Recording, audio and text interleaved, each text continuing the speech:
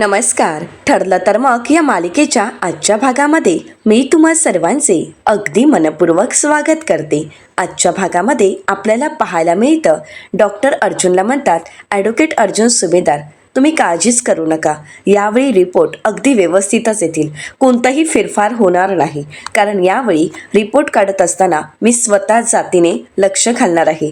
आणि जर काही वाटलं तर ॲडव्होकेट चैतन्य गडकरी आणि इन्स्पेक्टर सावंत यांच्या तर मी कॉन्टॅक्टमध्ये असेनच. आणि त्याचवेळी त्या ठिकाणी कदम नावाचे कर्मचारी आलेले असतात. आता ते ऑड बॉय ज्यावेळी हे सगळं काही ऐकत असतात त्यावेळी नकळतच त्यांच्या हातून एक फाईल खाली पडते. तर त्यावेळी डॉक्टर त्यांच्याकडे पाहतात आणि आवाज देत म्हणतात, कदम इथे ये बरं. तर त्यावेळी कदम म्हणतात, काय झालं सर? तर डॉक्टर अर्जुनला म्हणतात, ॲडव्होकेट अर्जुन सुभेदार हे कदम आमच्या इथे ऑडबॉय म्हणून काम करतात.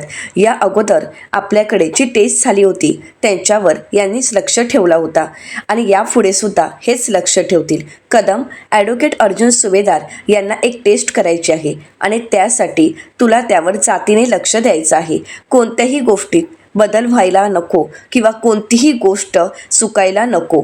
तर त्यावेळी अर्जुन कदम यांना म्हणतो, या अगोदरची जी टेस्ट झाली त्यामध्ये काही गडबड झाली होती का?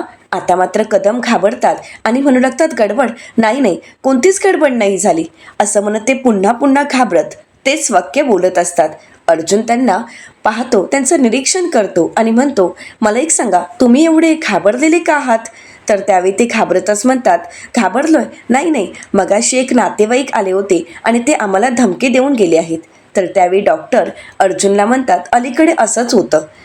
पेशंटवर कोणती ट्रीटमेंट द्यायची, त्याला कसं बरं करायचं हे आम्हाला सगळं काही नातेवाईकच सांगण्याचा प्रयत्न करतात आणि जर आम्ही नाही ऐकलो तर मग आम्हाला धमकी देतात. आजकाल हे प्रमाण भरपूरच वाढलं आहे. अर्जुन म्हणतो, पण यापुढे तसं होणार नाही. जर तुम्हाला कोणी धमकी देण्याचा प्रयत्न केला आणि इथे येऊन रिपोर्ट बदलण्याचा प्रयत्न केला तर ते लगेच तुम्ही आम्हाला कळवायचं आहे. जो कोणी रिपोर्ट बदलण्याचा प्रयत्न करेल ना त्याला मी आयुष्यभर तुरुंगात खडी फोडायला पाठवेन. आता मात्र कदम घाबरून गेलेले असतात. त्यांना काय करावं काहीच कळत नसतं. आता ऑड बॉय घाबरला आहे हे इन्स्पेक्टर सावंत, चैतन्य यांच्या लक्षात आलेलं असतं. तर आता अर्जुन, इन्स्पेक्टर सावंत आणि चैतन्य तिथून निघून जातात. आता डॉक्टरसुद्धा त्यांच्या कामाला निघून जातात. तर दुसरीकडे जेलमध्ये आपल्याला पाहायला मिळतं, सायली प्रियाला सडेतोड उत्तर देत म्हणते, प्रिया तू काय आहेस ना हे मला चांगलंच माहीत आहे. माणूस म्हणून तू कधी चांगली नव्हतीसच ग प्रिया, परंतु आई म्हणून आता किती खालच्या पातळीला जाणार आहेस ग. अगं तू आता आई होणार आहेस याची तरी जाणीव असायला हवी तुला. तू मला जे काही बोलतेस, तू जे काही माझ्यावर आरोप करतेस हे सगळं काही तुझं बाळ ऐकतंय. यावर तरी तुझं लक्ष आहे का ग प्रिया? तर प्रियाला याचा काहीच फरक पडत नसतो. प्रिया सायलीला म्हणते, तू उगाच माझ्या बाळावर जाऊ नकोस आणि माझ्या बाळाची काळजी करायचं नाटक करू नकोस. तर सायली म्हणते, अगं असं कसं? कोणीतरी त्याची काळजी घ्यायला हवीच ना, नाहीतर तू तरी त्याची काळजी घेताना दिसत नाहीयेस मला. मनाला येईल तशी वागत असतेस, मनाला येईल ते बोलत असतेस, बरळत असतेस. पण एक गोष्ट लक्षात ठेवा प्रिया, तू ना कोर्ट आहेस ना न्यायाधीश. त्यामुळे माझ्या बाबतीत निर्णय देऊन पार मोकळी होऊ नकोस. आणि हो प्रिया, मला तोंड उघडायला तर अजिबातच लावू नकोस. कारण तुझ्या पापांचे जे पाडे आहेत ना ते जर तुझ्या या मैत्रिणीसमोर वाचायला सुरुवात केली तर याच तुझ्या मैत्रिणी तुझं तोंडही बघणार नाहीत. आता मात्र प्रिया घाबरते आणि विषय बदलतच सायलीला म्हणते, ए जा, तू जे काही त्या मुलाची काळजी करायचं नाटक करतेस ना, त्याला भरवण्याचं नाटक करतेस ते कर, ते तुलाच शोभतं, निघ इथून. असं म्हणत प्रिया आता सायलीशी काही न बोलण्याचा प्रयत्न करते, सायलीला गप्प करण्याचा प्रयत्न करते. कारण प्रियाला माहीत असतं आपल्या पापांचा पाडा इतका मोठा आहे, तो जर सगळ्यांना कळाला तर आपलं तोंड कोणीच बघणार नाही.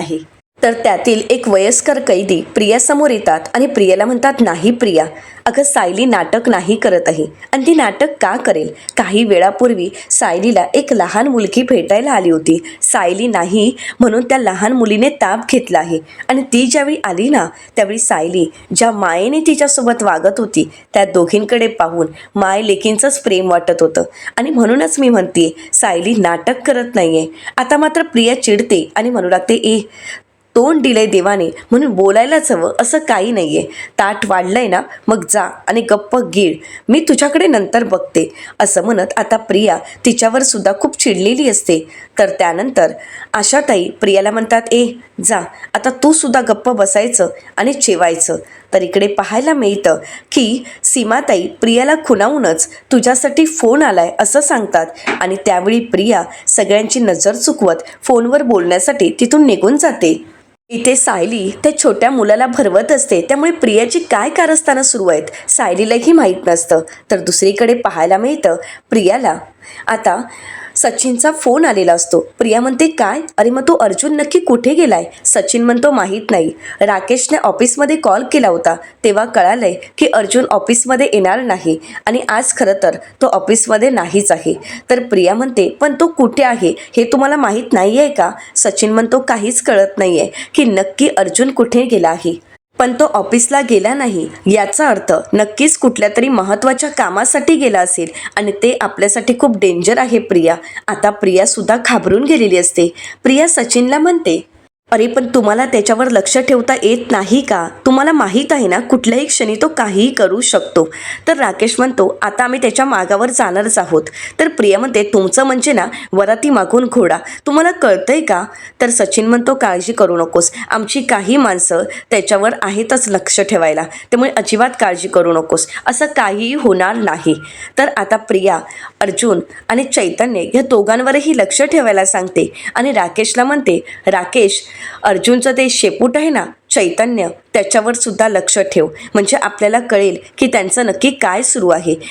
खरं तर अर्जुन कुठे गेलाय ह्याची हिंट तुम्हाला त्या चैतन्याकडूनच मिळेल, त्यामुळे त्या चैतन्यावर लक्ष ठेवा. आणि हो, माहिती मिळाल्यानंतर इन्स्पेक्टर सावंत यांच्यावर सुद्धा लक्ष ठेवा, कारण इन्स्पेक्टर सावंत अर्जुन आणि चैतन्य या दोघांनाही मदत करत असतात. आता राकेशला त्याच्या माणसांचा फोन आलेला असतो. राकेश म्हणतो, बोल रे. तर त्यावेळी राकेशला जी माहिती कळते तर ती लगेच तो सचिनला देतो आणि म्हणतो, अर्जुन चैतन्य या दोघांची ही गाडी सरकारी हॉस्पिटलच्या बाहेर आहे आणि तिथे त्यांच्यासोबत पोलिसांची सुद्धा गाडी आहे. आता ह्या खबरीकडून जी माहिती मिळालेली असते ती ऐकून प्रिया घाबरते आणि म्हणू लागते, अर्जुन सरकारी हॉस्पिटलच्या तिथे काय करतोय? त्या टेस्टबद्दल अर्जुनला काही संशय तर आला नाही आहे ना? तर सचिन म्हणतो, या टेस्टच्या व्यतिरिक्त अर्जुनचं सरकारी हॉस्पिटलमध्ये अजून काय काम असणार? आता कोणाला काहीच कळत नसतं. तर प्रिया म्हणते, विचार करत राहू नका, जर अर्जुन ती टेस्ट पुन्हा करण्यासाठी गेला असेल तर आता तुम्हाला त्याला थांबवावं लागेल, त्यामुळे प्लीज आत्ताच्या आत्ता तिथे जा. तर राकेश म्हणतो, मी एक काम करतो, माझा माणूस तिथे आहेच, त्याला लक्ष ठेवायला सांगतो, कारण आपण पोचेपर्यंत तो त्याच्यावर लक्ष तरी ठेवेल ना, म्हणजे आपल्याला सगळीच माहिती कळेल. प्रिया म्हणते, नशीब कधी नाही ते डोकं चाललंय तुझं, आता लवकर निघा. तर सचिन म्हणतो, हो आम्ही दोघेही आता निघतच आहोत. असं म्हणत सचिन फोन ठेवतो. इथे प्रिया फोन ठेवते आणि त्याच वेळी सायली तिच्या समोर आलेली असते, परंतु तोपर्यंत प्रियाने मोबाईल लपवलेला असतो. आता सायली प्रियाच्या नादी न लागता तिथून निघून जाते. तर त्यावेळी प्रिया घाबरतच कॉन्स्टेबल सीमा यांना विचारते, सायलीने माझं बोलणं ऐकलं तर नसेल ना? तर कॉन्स्टेबल सीमा म्हणतात, नाही काळजी करू नकोस. तर प्रिया म्हणते, ऐक आता एक काम करायचं, श्वेताला मेसेज करायचा आणि श्वेताला सांगायचं अर्जुनवर लक्ष ठेवायला, अर्जुन कुठे जातोय काय करतोय ही सगळी माहिती आपल्याला कळायलाच हवी. असं म्हणत आता प्रियाने कॉन्स्टेबल सीमा यांना सुद्धा काम दिलेलं असतं, कारण बिथरलेला अर्जुन काय करू शकतो हे प्रियाला चांगलंच माहीत असतं आणि त्यामुळेच प्रिया मात्र पूर्णपणे घाबरून गेलेली असते. तर दुसरीकडे आपल्याला हॉस्पिटलमध्ये पाहायला मिळतं, डॉक्टर अर्जुनला म्हणतात, तुम्ही सर्वजण इथेच थांबा, आम्ही टेस्टसाठी आतमध्ये जात आहोत. आता डॉक्टर तिथून निघून जातात. तर त्यानंतर आता इन्स्पेक्टर सावंत कॉन्स्टेबल यांना म्हणतात की कॉन्स्टेबल तुम्ही इथेच थांबायचं आहे, काही झालं तरी टेस्ट होईपर्यंत कोणालाही आतमध्ये जाऊ द्यायचं नाही आणि कोणालाही इथे फिरकूही द्यायचं नाही. आता हे सगळं काही ते ऑडबॉय ऐकत असतात. तर इथे अर्जुन इन्स्पेक्टर सावंत यांना म्हणतो, इन्स्पेक्टर सावंत आणि चैतन्य प्लीज तुम्ही दोघेही टेस्ट होईपर्यंत कुठेही जाऊ नका, कारण आपल्याला आता कोणतीही रिस्क घ्यायची नाही. अर्जुन चैतन्याला म्हणतो, चैतन्य प्लीज तू इथेच थांब, कुठेही जाऊ नकोस, परंतु आता मला निघावं लागेल. चैतन्य म्हणतो, काही हरकत नाही, परंतु उद्या सकाळी 11 वाजेपर्यंत ये, कारण उद्या सकाळी 11चं इयरिंग्स आहे. तर अर्जुन म्हणतो, परफेक्ट मी येईनच. तर त्यावेळी इन्स्पेक्टर सावंत अर्जुनला म्हणतात, अर्जुन सर, वडगाव पोलीस स्टेशनचे इन्स्पेक्टर खरात यांच्याशी माझं बोलणं झालं आहे. त्यांना सोनलच्या आईवडिलांनी केलेला FIR सापडला आहे. ते तुम्हाला तिथे नक्कीच मदत करू शकतील. मी तुम्हाला त्यांचा फोन नंबर पाठवतच आहे. अर्जुन इन्स्पेक्टर सावंत यांचे आभार मानत म्हणतो, thank you so much inspector Sawant, खरंच तुम्ही पर्सनल लेवलवर आम्हाला खूप मदत करता. तर इन्स्पेक्टर सावंत अर्जुनला म्हणतात, अर्जुन सर, खरं तर हे आमचं कर्तव्यच आहे. सायली मॅम निर्दोष आहेत, त्यांनी काहीही केलेलं नाही हे मला माहीत आहे आणि सायली मॅम असं करणं शक्यच नाही. आता निर्दोष माणसाला शिक्षा होऊ नये यासाठी आम्ही आमचं कर्तव्य पार पाडत आहोत, बाकी काहीच नाही. आणि मी माझं कर्तव्य विसरणार नाही, तुम्ही काळजी करू नका. अर्जुन पुन्हा एकदा आभार मानतो आणि आता अर्जुन वडगावला जायला निघालेला असतो. आता इन्स्पेक्टर सावंत आणि चैतन्य तिथेच असतात, परंतु इथे ऑडबॉयने सगळं बोलणं ऐकलेलं असतं आणि त्याचवेळी त्याला सचिनचा फोन येतो. ऑडबॉय पाहतो तर सचिनचा फोन असतो, परंतु घाबरलेला ऑडबॉय फोन न उचलता मनाशीच म्हणतो की नाही, सचिन साहेबांचा फोन उचलायचा नाही, कारण जर आता मी सचिन साहेबांचा फोन उचलला आणि मी रंग्या हात पकडलं गेलो तर मग हे ॲडव्होकेट मला आयुष्यभर जेलमध्ये टाकतील, माझी नोकरी तर जाईल आणि इज्जतही जाईल, त्यापेक्षा नकोच, या सगळ्या गोष्टींमध्ये न पडणंच योग्य, असं म्हणत आता ऑडबॉयने सुद्धा सचिनचा फोन कट केलेला असतो. सचिनच्या बोलण्याकडे किंवा त्याच्या कामाकडे त्यांनी दुर्लक्ष केलेला असतो. तर दुसरीकडे पाहायला मिळतं, राकेश आणि सचिन दोघंही सरकारी हॉस्पिटलच्या दिशेने निघालेले असतात, परंतु त्यावेळी राकेश आपल्या माणसाला फोन करतो आणि म्हणू लागतो, अर्जुनवर लक्ष ठेव. तर सचिन म्हणतो, ऐक, अर्जुनच्या गाडीकडे लक्ष ठेव. अर्जुन तिथून बाहेर निघाला की लगेच आम्हाला फोन कर, त्याच्या प्रत्येक हालचालीवर तुझा लक्ष असायला हवा. तर तो म्हणतो की हो, माझा लक्ष आहे. परंतु त्याचवेळी शासकीय रुग्णालयाच्या गेटच्या आतमधून एक टू व्हीलर घेऊन दादा येतात आणि त्यांचा धक्का त्या व्यक्तीला लागतो आणि त्यावेळी त्याच्या हातातील मोबाईल दुसरीकडे पडतो आणि ती व्यक्तीसुद्धा जमिनीवर पडते. आता सर्वजण त्यांची मदत करत असतात. अर्जुन शासकीय रुग्णालयातून बाहेर येतो, पाहतो, परंतु या सगळ्या गोष्टीकडे अर्जुन दुर्लक्ष करतो आणि तो त्याच्या कामासाठी निघून जातो. आता हा माणूस उठेपर्यंत आणि अर्जुनवर लक्ष ठेवेपर्यंत अर्जुन मात्र तिथून निसटून गेलेला असतो. आता मात्र याला काहीच कळत नाही, परंतु अर्जुन तिथून निघून गेल्यानंतर राकेश आणि सचिन तिथे पोचलेले असतात. आता सचिन आणि राकेश आपल्या माणसाला विचारतात की अर्जुन कुठे आहे, तर तो म्हणतो की माहीत नाही. राकेश म्हणतो, माहीत नाही म्हणजे, अरे तू त्यांच्या गाडीवर लक्ष ठेवणार होतास ना आणि सगळी माहिती आम्हाला सांगणार होतास. तर तो म्हणतो, हो, मी त्याच्या गाडीवर लक्ष ठेवून होतोच, परंतु त्यावेळी मी फोनवर तुमच्याशी बोलत असताना एक बाईक आली आणि तिने मला धडक दिली आणि त्या बाईकच्या धडकेने मी खाली पडलो. सर्वजण मला सावरत होते, उठवत होते आणि त्याचवेळी अर्जुन सुभेदार यांची गाडी इथून निघून गेली. त्यामुळे ते कुठे गेलेत, कशासाठी इथे आले होते, मला काहीच माहीत नाहीये. सचिन म्हणतो, म्हणजे या सगळ्या गोष्टीत तुझं लक्ष नसताना अर्जुन इथून निघून गेला. तर तो म्हणतो की हो, मला माहीतच नाही की ॲडव्होकेट अर्जुन सुभेदार इथून कधी निघून गेलेत. राकेश म्हणतो, मला एक सांग, अर्जुन सोबत पोलिसांची टीम होती आणि ॲडव्होकेट चैतन्य गडकरी होते, हे दोघेही निघून गेलेत का? तर त्यावेळी तो म्हणतो की नाही, याबद्दल मला काहीच माहीत नाही. आता मात्र राकेश चिडतो आणि म्हणू लागतो की मग तू इथे राहून काय करत होता, सांग ना. तुला काहीच माहीत नाही म्हणजे मूर्ख आहेस का तू? अरे तुझ्याकडे इतकं साधं आणि सोपं काम दिलं होतं, तेही तुला करता आलं नाही. तर सचिन राकेशला शांत करत म्हणतो, राकेश, चिडचिड करण्यात काहीच अर्थ नाहीये. ऐक, आता आपल्यालाच हालचाल करावी लागेल. आणि म्हणूनच सचिन त्या माणसाला म्हणतो की जा, तू आत्ताच्या आता अर्जुनच्या गाडीच्या मागावर जायचं आहे. अर्जुनची गाडी दिसली की लगेच आम्हाला कॉल करायचा आहे. असं म्हणत सचिन राकेशला म्हणतो, राकेश चल, आपण आतमध्ये जाऊ, नक्की आतमध्ये काय सुरू आहे हे आपल्याला पाहावं लागेल. असं म्हणत सचिन आणि राकेश हॉस्पिटलमध्ये निघून जातात. तर दुसरीकडे सुभेदारांच्या घरी आपल्याला पाहायला मिळतं, श्वेता कल्पनाताईंना आवाज देत म्हणते, कल्पना मावशी, सायलीचा डबा भरून झाला आहे आणि त्या डब्यात थोडी खिचडी सुद्धा भरली आहे. कल्पनाताई म्हणतात, सायलीसाठी डबा तर घेऊन जातोय, परंतु तिला द्यायला मिळेल की नाही माहीत नाही. तर श्वेता म्हणते, परंतु अर्जुन सरांनी परवानगी तर घेतली असेलच ना? प्रतिमा आत्या म्हणतात, नाही ग, आम्हाला काहीच माहीत नाही, पण तिथे गेल्यावर कळेलच की नक्की काय आहे. तर त्यावेळी श्वेता कल्पनाताईंना विचारते, तुमच्यासोबत अर्जुन सर सुद्धा येणार असतील ना? तर कल्पनाताई म्हणतात, नाही ग, आमच्यासोबत अश्विन येणार आहे. आज अर्जुनला येणं शक्य नाही, त्याला वेळ नाही आहे, खूप काम आहे. तर श्वेता नाटक करत म्हणते, हो, आज त्यांना ऑफिसमध्ये खूप काम असेल. तर त्यावेळी कल्पनाताई म्हणतात, नाही ग, आज अर्जुन ऑफिसला गेलाच नाहीये. तो काहीतरी पनवेलच्या बाहेर गेलाय आणि यायला उशीर होईल असंही सांगून गेला आहे. आता श्वेताला ही माहिती तर मिळालेली असते की अर्जुन पनवेलच्या बाहेर कामासाठी गेलेला आहे. तर त्याचवेळी अश्विन त्या ठिकाणी येतो आणि म्हणतो, माझं चैतन्यशी बोलणं झालं आहे आणि चैतन्य म्हणाला आहे की सायली वहिनीला भेटायची परवानगी मिळाली, त्यामुळे आत्ता आपल्याला निघावं लागेल.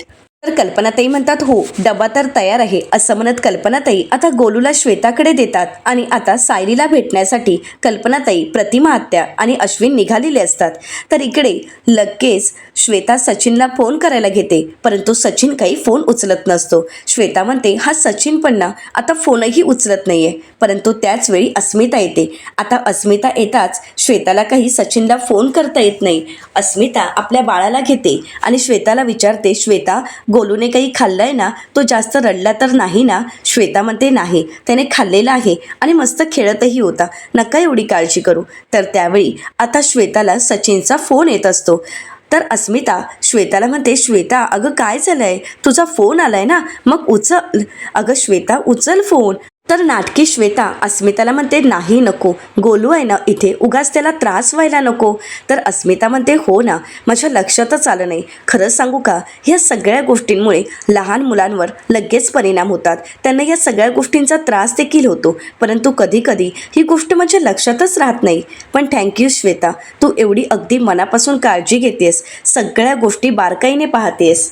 तू खरंच खूप छान पद्धतीने स्मितची काळजी घेतेस आणि त्यामुळे कामावर गेल्यावर स्मितची काळजी वाटत नाही किंवा कोणतं टेन्शनही येत नाही. थँक्यू. असं म्हणत आता अस्मिता श्वेतावर विश्वास ठेवते आणि तिचे आभारही मानते. इथे श्वेताला मात्र सचिनशी बोलायचं असतं, परंतु अस्मिताच्या समोर तिला फोन उचलणंही शक्य होत नसतं.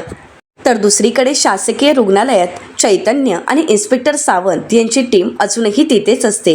आता मात्र सर्वच जण रिपोर्टची वाट पाहत असतात. तर दुसरीकडे राकेश आणि सचिनला काही शासकीय रुग्णालयात एंट्री मिळत नसते. राकेश म्हणू लागतो की इथे आपल्याला ID शिवाय किंवा काही कारण असल्याशिवाय एंट्रीही मिळत नाहीये. आता काय करायचं काहीच कळत नाहीये. आपल्याला कसं कळणार की आतमध्ये नक्की काय सुरू आहे? तर त्याचवेळी सचिन म्हणतो, हो ना, म्हणजे आपल्याला आतमध्ये एंट्री करण्यासाठी काहीतरी कारण हवं. तोच ऑडबॉय कदम होता ना, त्याने तर आपल्याला इझी आतमध्ये नेलं असतं, परंतु तो तर माझा फोनच उचलत नाही आहे. असं म्हणत सचिन त्याला फोन करण्याचा प्रयत्न करतो, परंतु ऑडबॉय कदम याचा फोन आता स्विच ऑफ असतो. तर सचिन म्हणतो, आता तर याचा फोन बंद आहे, मग आपण काय करायचं आहे? तर दुसरीकडे चैतन्य आणि इन्स्पेक्टर सावंत यांची चर्चा सुरू असते.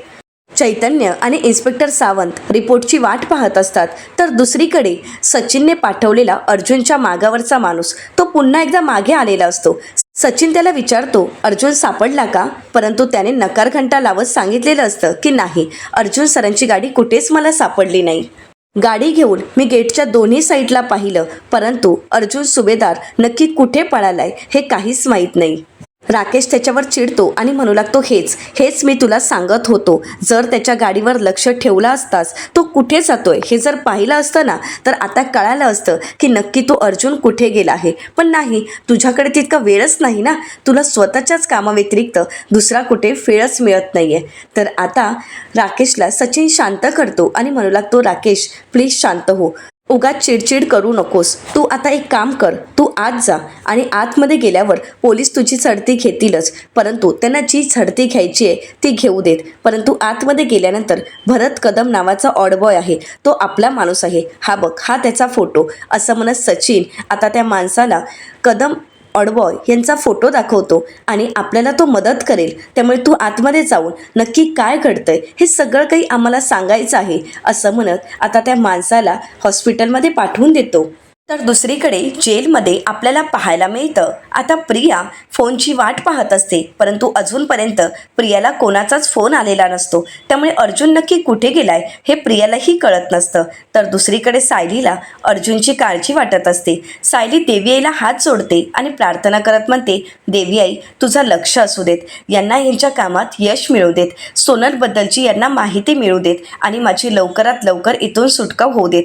जर माझी इथून लवकरात लवकर सुटका झाली नाही तर मुलींना शोधणं खरंच खूप कठीण जाईल. मला लवकरात लवकर इतर मुलींना शोधायचं आहे, परंतु तोपर्यंत देवी आई मुलींचं रक्षण कर, असं म्हणत सायली देवी आईजवळ मुलींसाठी प्रार्थना करत असते. आता इथे प्रिया सायलीकडे पाहते आणि म्हणते, सायली एवढं डोळे मिटून मनापासून का प्रार्थना करते? नक्कीच सायली आणि अर्जुनचा काहीतरी प्लॅन असणार. यांनी दोघांनी मिळून काहीतरी डाव नक्कीच आखला असणार. आता प्रिया विचार करू लागते की नक्की सायली कोणता खेळ खेळू शकते, अर्जुन पुढे काय करू शकतो. इकडे आशाताई सायलीकडे येतात आणि सायलीला म्हणतात, सायली तुला भेटायला कोणीतरी आलं आहे. सायली म्हणते, कोण आलं असेल? आता सायलीलाही माहीत नसतं की आपल्याला भेटायला नक्की कोण आलं असेल. सायली म्हणते, बरं बघूयात चला, असं म्हणत सायली आता आशाताईसोबत तिथून निघून जाते. तर इथे प्रिया विचार करत म्हणते, अर्जुन आला असेल का सायलीला भेटायला? असं म्हणत ती सीमाताईंना आवाज देते आणि म्हणते, ताई इकडे, अगोदर तुझा मोबाईल दे मला. असं म्हणत श्वेता तिचा मोबाईल घेते आणि तिला म्हणते, जा आत्ताच्या आत्ता सायलीच्या मागावर जा, सायलीला नक्की भेटायला कोण आलंय जाऊन बघ. आता सीमाताई सायलीच्या मागोमाग जातात. नक्कीच सायलीला भेटायला कोण आलंय हे पाहण्यासाठी प्रियाने सीमाताईंना पाठवलेलं असतं. तर दुसरीकडे पाहायला मिळतं, रात्री उशिरापर्यंत अर्जुन वडगावला पोहोचलेला असतो. आता वडगावला पोहोचतात. इन्स्पेक्टर खरात हे पोलीस स्टेशनलाच असतात. अर्जुन ओळख करून देत म्हणतो, इन्स्पेक्टर खरात, मी ॲडव्होकेट अर्जुन सुभेदार. तर ते म्हणतात, हो ओळखलं. खरं तर इन्स्पेक्टर सावंत यांचा फोन आला होता आणि त्यांनी मला सगळं काही सांगितलं आहे. मी तुम्हाला संपूर्ण कोऑपरेट करेनच. असं म्हणत ते आता कॉन्स्टेबल यांना बोलावून घेतात आणि म्हणतात, 2008 रोजी गावच्या जत्रेची आग लागली होती आणि त्यानंतरच्या ज्या FIR होत्या त्यातील एक FIR मी तुम्हाला काढून ठेवायला सांगितली होती, ती FIR घेऊन या. तर कॉन्स्टेबल साहेब ती FIR घेऊन येतात आणि त्यावेळी इन्स्पेक्टर खरात अर्जुनला म्हणतात, ही 2008 साली त्या मुलीच्या आईवडिलांनी केलेली FIR, त्यांची मुलगी हरवली आहे अशी त्यांनी FIR केली आहे आणि यामध्ये त्या मुलीचं वय 3 वर्ष आहे. त्यांची 3 वर्षाची मुलगी हरवली होती. तर अर्जुन ती संपूर्ण FIR चेक करतो आणि म्हणू लागतो, यामध्ये जत्रेत आग लागली होती असंही लिहिलेलं आहे. तर इन्स्पेक्टर अर्जुनला म्हणतात की हो, त्या दिवशी जत्रेत आग लागली होती आणि खूप मोठा गोंधळ उडाला होता आणि त्यामध्येच त्यांची मुलगी हरवली आणि FIR मध्ये त्या मुलीचं वर्णन सुद्धा दिलेलं आहे. तर आता अर्जुन त्यांना म्हणतो की हो, ज्याप्रमाणे वर्णन दिलं आहे त्याच मुलीचा पास्ट आम्ही शोधण्याचा प्रयत्न करतोय. तर अर्जुन म्हणतो, थँक्यू सो मच. खरं तर हा पुरावा माझ्यासाठी खूप मोठा आहे, परंतु या व्यतिरिक्त त्या मुलीच्या आईवडिलांशी मला बोलता आलं तर खरंच खूप बरं होईल आणि त्यांच्याकडे जर तिच्या जन्माचा दाखला मिळाला तर त्यापेक्षाही बरं होईल. तर इन्स्पेक्टर साहेब अर्जुनला म्हणतात, खरं तर यावर जो नंबर दिला आहे त्यावर फोन करण्याचा आम्ही प्रयत्न केला, परंतु फोन आता लागतही नाही आहे. परंतु यावर त्यांचा संपूर्ण ॲड्रेस दिलेलाच आहे. आपण तिथे जाऊन या सगळ्या गोष्टींचे खुलासे नक्कीच करू शकतो. अर्जुन म्हणतो, ग्रेट. खरं तर तिचे आई वडील मला भेटले तर बऱ्याच गोष्टी सोप्या जातील. असं म्हणत आता अर्जुन आणि इन्स्पेक्टर साहेब आता सोनलच्या आई वडिलांना शोधण्यासाठी त्या पत्त्यावर निघालेले असतात. तर दुसरीकडे पाहायला मिळतं, सायली खुश होते आणि म्हणते, आई अश्विन भाऊजी तुम्ही मला भेटायला आलात? तर अश्विन म्हणतो की हो, चैतन्याने परवानगी काढली आणि म्हणूनच आम्हाला तुला भेटता आलंय वहिनी. तू कशी आहेस? सायली म्हणते, मी अगदी ठीक आहे. सायली प्रतिमा आत्यांना म्हणते, आई तू कशी आहेस? तर प्रतिमा आत्या म्हणतात, मी अगदी ठीक आहे. परंतु सायली, आम्ही तुला भेटायला येताना तुझ्यासाठी डबा आणला होता, परंतु पोलिसांनी तो डबा आम्हाला आतमध्ये आणूच दिला नाही. सायली म्हणते, काही हरकत नाही, तुम्ही तिघही मला भेटायला आलात ना, तेच माझ्यासाठी खूप आहे. आणि मला एक सांगा, गौरी कशी आहे? तर कल्पनाताई म्हणतात, काळजी करू नकोस, आता गौरी अगदी व्यवस्थित आहे. प्रतिमा आत्या म्हणतात, तुझी खूप आठवण काढते ती. तर कल्पनाताई म्हणतात, सायली, घरातील प्रत्येकालाच तुझी खूप आठवण येते ग. खरं तर सायली तू घरी नाही आहेस ना तर आम्हाला चैनच पडत नाही आहे. तर सायली कल्पनाताईंना म्हणते, आई कुसुमताई आणि मधुभाऊ कसे आहेत? तर कल्पनाताई म्हणतात, सगळे अगदी ठीक आहे, तुझी आतुरतेने वाट पाहत आहेत, त्यामुळे आता तू फक्त लवकर घरी ये, बाकी आम्हाला काहीच नको आहे. सायली कल्पनाताईंना म्हणते, आई काळजी करू नका, आज यांच्या हाती खूप मोठा पुरावा लागण्याची शक्यता आहे आणि ते जर तसं झालं तर मी लवकरच घरी येईन, काळजी करू नका. फक्त त्यांना परत येऊ देत. सायली अर्जुनच्या वाटेकडे अगदी डोळे लावून असते. आता सायली अश्विनला विचारते की यांचा काही फोन आला होता का? अश्विन म्हणतो, नाही ना, मी दादाला फोन करण्याचा प्रयत्न केला पण दादाचा फोनही लागत नाहीये. तर सायली म्हणू लागते, कदाचित नेटवर्क नसेल, परंतु नेटवर्क आल्यानंतर ते स्वतःहून नक्कीच फोन करतील आणि मला खात्री आहे ते पुरावा घेऊनच येतील. आता आशाताई रूमच्या बाहेर उभ्या असतातच आणि त्याच वेळी कॉन्स्टेबल सीमा त्या ठिकाणी येतात. तर त्यावेळी आशाताई त्यांना विचारतात, काय ग सीमा, तुझं काय काम आहे? सीमा म्हणते, नाही काहीच नाही. तर आशाताई म्हणतात, नाही ना, मग आता निघायचं. आता सीमा हिला पाहायलाही मिळत नाही की नक्की सायलीला भेटायला कोण आला आहे. तर दुसरीकडे पाहायला मिळतं, प्रिया लगेच सचिनला फोन करते आणि म्हणते, मला एक सांग, काही कळालंय का की अर्जुन कुठे आहे? तर सचिन म्हणतो, नाही काहीच हाताला लागत नाहीये, तो अर्जुन कुठे आहे हे तर आम्हाला कळलंच नाहीये, पण इथे हॉस्पिटलमध्ये काय घडतंय हेही कळत नाहीये, कारण आम्हाला हॉस्पिटलमध्ये शिरताही येत नाहीये. त्यात तो भरत सुद्धा माझे फोन उचलत नाहीये. तर प्रिया विचारते की हा भरत कोण आहे? तर सचिन म्हणतो की तोच भरत आहे की ज्याला आपण पैसे दिले होते आणि त्याने आपलं काम केलं होतं, परंतु आता तर त्याचा आणि माझा कॉन्टॅक्टच होत नाहीये. तर प्रिया म्हणते, सचिन तू काहीही कर, आकाश पाताळ एक कर, परंतु अर्जुन कुठे गेलाय हे आपल्याला कळायलाच हवं. जर अर्जुन कुठे आहे हे जर आपल्याला कळालं नाही तर ह्या सगळ्याच गोष्टी आपल्या अंगाशी येतील. सचिन आता या सगळ्याचा शोध घ्यावाच लागेल. प्रिया घाबरलेली असते. तर दुसरीकडे पाहायला मिळतं, रेणुकाताईंच्या मुलाला घेऊन जाण्यासाठी तिच्या खर्चे आलेले असतात. रेणुकाताई रडतच म्हणतात, घेऊन जा माझ्या बाळाला आणि परत इथे घेऊनही येऊ नका.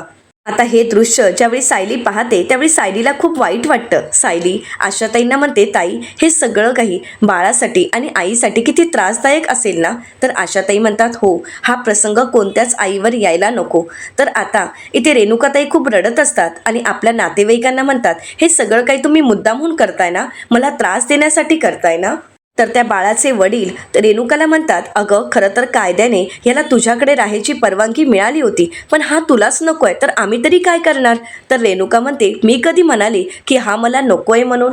तर त्या बाळाचे वडील विचारतात, मग तू याच्याशी इतकी वाईट का वागतेस? आणि आताच तर तू म्हणालीस ना की याला घेऊन जा म्हणून. तर त्यावेळी रेणुका खूप रडत म्हणते, अहो मला माझं बाळ माझ्यासोबत हवंय, पण मला त्याला जेलमध्ये वाढवायचं नाहीये आणि मला त्याच्यापासून दूरही राहायचं नाहीये हो. असं म्हणत रेणुकाताई खूप रडत असतात. त्यांना त्यांच्या वागण्याचा पश्चाताप होत असतो. त्या म्हणू लागतात, खरं तर गुन्हा मी केलाय आणि शिक्षा माझं बाळ भोगतंय.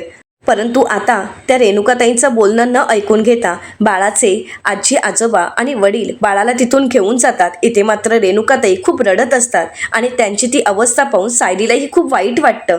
तर दुसरीकडे पाहायला मिळतं, प्रिया सीमाताईंना आवाज देते आणि म्हणते, सीमाताई हा तुझा फोन घे, परंतु मला एक सांग, सायलीला भेटायला कोण आलंय? तर सीमाताई म्हणतात, मला माहीत नाही, कारण मी ज्यावेळी पाहायला गेलं तेव्हा आशाताई दारातच उभ्या होत्या, त्यामुळे मला पाहताही आलं नाही की नक्की सायलीला भेटायला कोण आलंय. आता मात्र प्रिया चिडते आणि म्हणते, निघ, आत्ताच्या आता इथून निघून जा. आता मात्र प्रिया पूर्णपणे बिथरलेली असते, कारण प्रियाला चांगलंच माहीत असतं की अर्जुनने जर डाव टाकला तर आपण पुन्हा एकदा उद्ध्वस्त होऊ शकतो. प्रियाची चिडचिड होत असते. प्रिया म्हणते, एकही गोष्ट मनासारखी होत नाहीये, एक एक गोष्ट माझ्या हातून निष्ठत चालली आहे. तर येणाऱ्या पुढील भागामध्ये आपल्याला पाहायला मिळतं, सोनलच्या घरापर्यंत अर्जुन पोहोचलेला असतो, परंतु तिथे तर कोणीच नसतं. तर त्यावेळी अर्जुन म्हणतो, इथे तर बरीच वर्ष कोणीच राहत नाही असं वाटतंय. तर तिथे असणाऱ्या एका व्यक्तीला अर्जुन विचारतो की इथे कोणी राहत नाहीये का? तर ते म्हणतात, नाही, बरीच वर्ष झाली की ही लोक घर सोडून गेली आहेत, ती गाव सोडूनच गेली आहेत. आता मात्र अर्जुनला काय करावं काहीच कळत नसतं. तर दुसरीकडे कोर्टाची वेळ झालेली असते. चैतन्य प्रतापरावांना विचारतो की अर्जुन आला नाहीये का? तर प्रतापराव म्हणतात, अरे तो रात्रभर खरीच आला नाहीये. इथे मात्र सचिन आणि राकेश वेश बदलून आलेले असतात. तर इथे ॲडव्होकेट शेंडे कोर्टासमोर म्हणतात की ॲडव्होकेट अर्जुन सुभेदार कोर्टात हजरच झाले नाहीयेत. तर चैतन्य अर्जुनची बाजू मांडत म्हणतो की ॲडव्होकेट अर्जुन सुभेदार या केसच्या संदर्भात माहिती आणि पुरावे शोधण्यासाठी पनवेल बाहेर गेले आहेत, त्यामुळे कोर्टाने आम्हाला थोडी वेळ द्यावी. आता अर्जुन कोर्टात वेळेवर पोहोचू शकेल का हे पाहणं अतिशय रंजक ठरणार आहे. मित्रांनो, अशाच मालिकांचे नवनवीन अपडेट पाहण्यासाठी चॅनलला नक्कीच सबस्क्राईब करा.